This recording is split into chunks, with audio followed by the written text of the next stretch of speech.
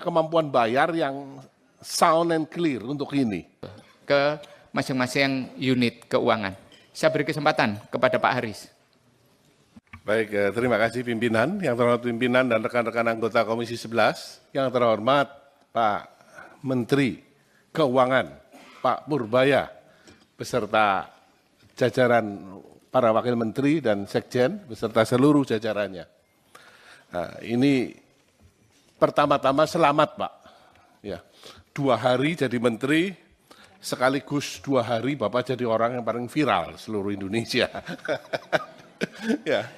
Dan ada satu komentar Bapak yang paling menarik Pak, yang saya sukai Pak. Tumbuh 6-7%. Ya. Padahal kita tahu APBN 2026 dipatok di 5,4%. Nah, kita juga tahu bahwa PHK masih terjadi Pak.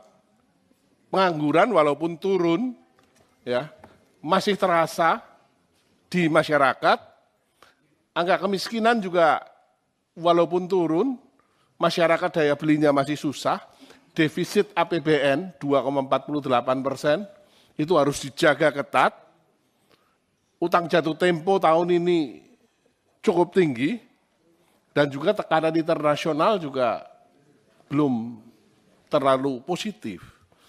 Tetapi semangat yang Bapak munculkan, 6-7%, ini adalah semangat yang menurut saya bagus sekali. Harapannya adalah memang akhirnya angka 8% yang berkali-kali disampaikan oleh Presiden Prabowo bisa tercapai. Kita sama-sama ingin mencapai ke sana. Tapi persoalannya adalah di 5,4% pertumbuhan ekonomi itu, kalau geser ke 6-7%, tentu kan ada parameter lain yang berubah. Yang berubah itu apanya Pak? Apakah kemudian utangnya dilonggarkan, sehingga utang kita membesar, sehingga kemudian fiskalnya lebih ekspansif lagi, atau apanya? Sehingga bisa tumbuh 6-7%.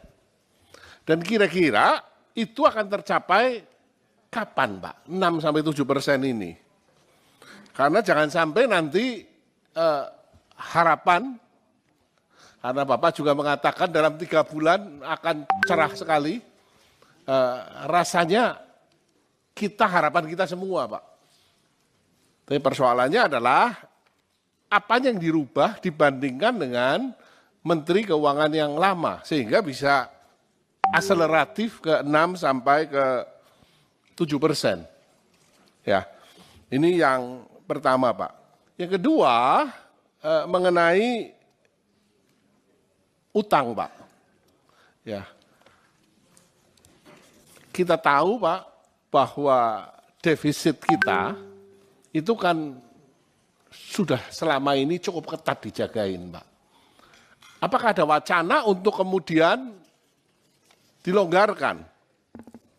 Kita tahu untuk tahun ini Pak, 1.300 triliun utang jatuh tempo berikut bayaran bunganya.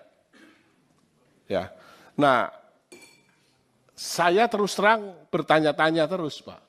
Ini apakah memang benar kita punya kemampuan bayar yang sound and clear untuk ini?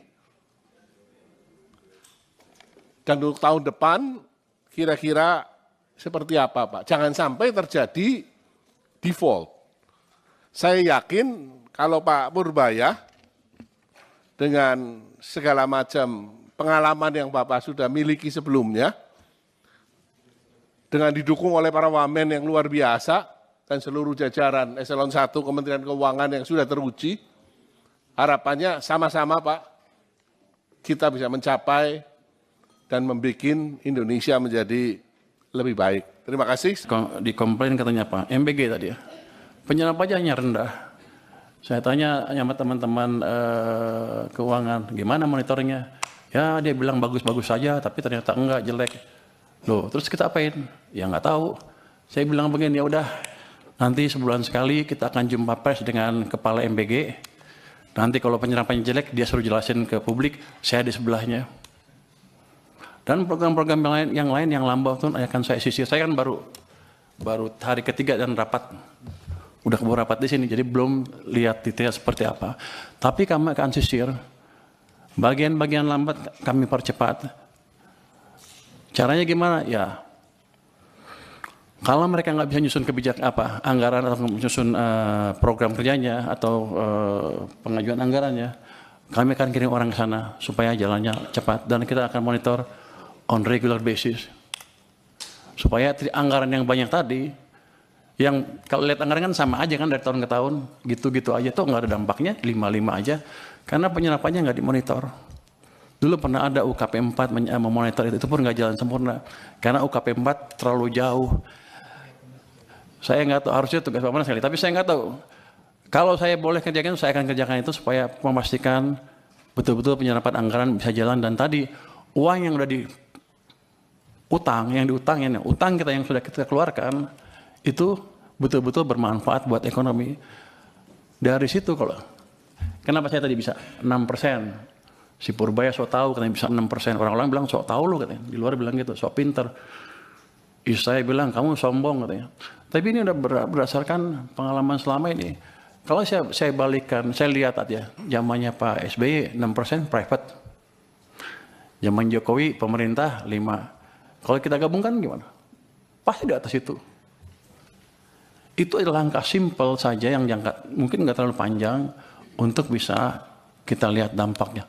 Mungkin nggak secepat 6,5, 6,7 saya bilang. Tapi gerakan ke arah sana sudah terbuka lebar kalau kita biarkan private sector bekerja. Jadi gini, saya termasuk yang percaya bahwa agen-agen ekonomi itu mempunyai otak sendiri. Daripada pemerintah nggak mungkin mengontrol semua agen ekonomi untuk berjalan. Tapi saya ciptakan kondisi di mana mereka berpikir dan berjalan dan bisa tumbuh, bisa berbisnis dengan situasi yang ada. Itu yang ingin kita ciptakan. Nanti setelah itu ada baru tadi program-program investasi. Ini kan nggak lama lah saya beresin. Nanti setelah itu tadi yang debottlenecking akan kita kerjakan Pak Hekal untuk investasi. Saya dulu pernah jadi, saya nggak tahu, boleh nggak gitu Kemenkuan. Nanti saya bentuk tim aja di Kemenkeu. Saya dulu pernah menjadi wakil ketua tim debottlenecking di zaman pemerintah sebelumnya. Ketuanya pada waktu itu Pak Yasona Lawli dengan beberapa Kemenko. Itu kita sidang setiap minggu, Senin 7 kasus kita putuskan. Saya mecahin 300 kasus dilaporkan ke kami, kita pecahkan 193 kasus investasi berhubungan dengan investasi sebesar 890 triliun.